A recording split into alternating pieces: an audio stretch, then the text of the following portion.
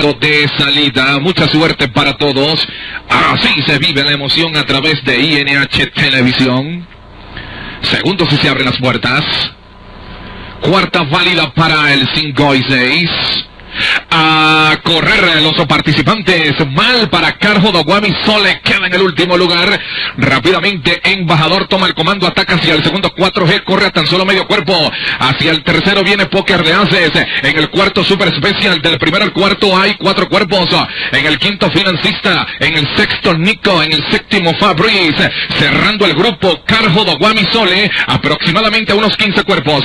24-1 el primer cuarto de milla. Hay pelea por la primera colocación. 4G Embajador 4G, cabeza a cabeza, de poder a poder. Mientras tanto Póker de Aces a 3 cuerpos para el tercero. En el cuarto quedó Embajador. Hacia el quinto Financista, desembocan en la recta decisiva. Ya domina claramente 4G con un cuerpo, 2 cuerpos.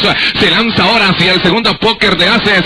En el tercero Super Special. En el cuarto Financista, Póker de Aces en busca de 4G y ataca Super Special también por dentro. Domina 4G. El caballo Póker de Aces para el segundo. Al frente 4G. Ganó 4G número 10. Segundo Póker de Aces. Tercero Super Special. Cuarto Financista. Quinto arriba Embajador. Sexto Nico. Séptimo Fabrice. El último lugar para Carjo Doguami Sole. La victoria para 4G número 10. Prácticamente Embajador.